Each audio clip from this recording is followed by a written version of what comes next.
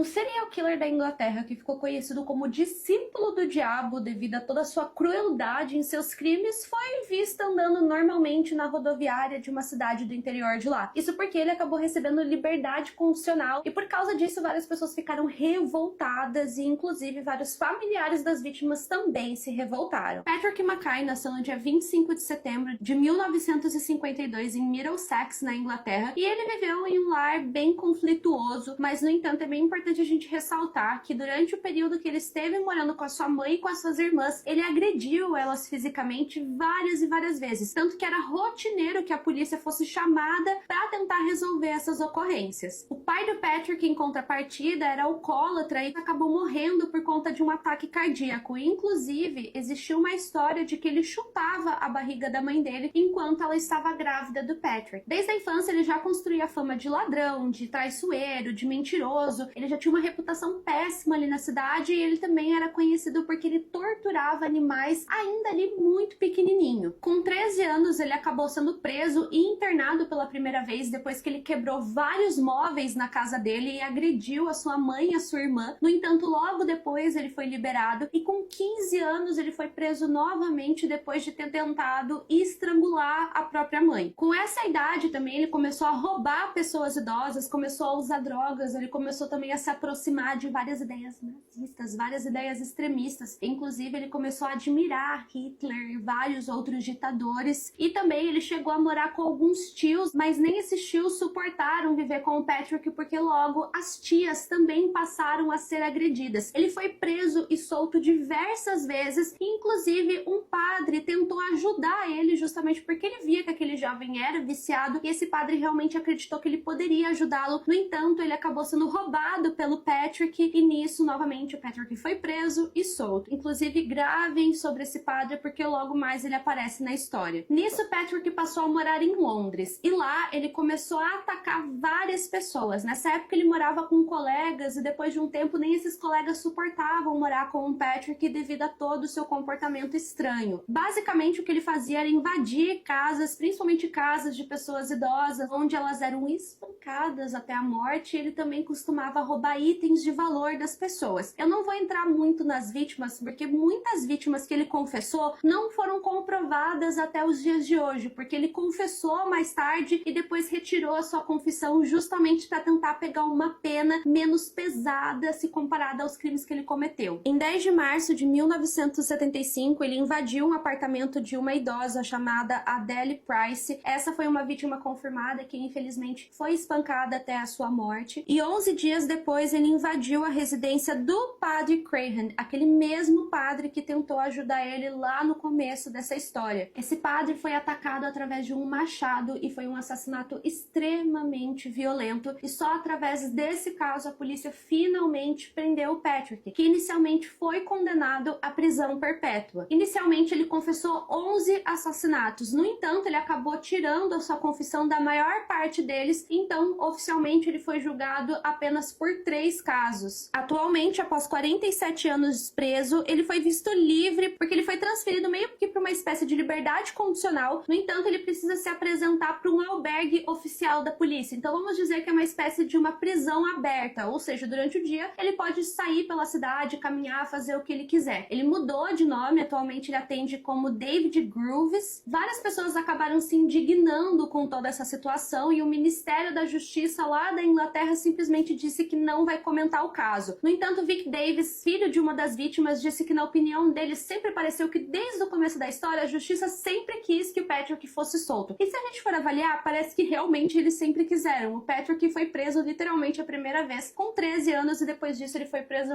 várias e várias outras vezes e ele sempre era solto e parece que novamente isso aconteceu.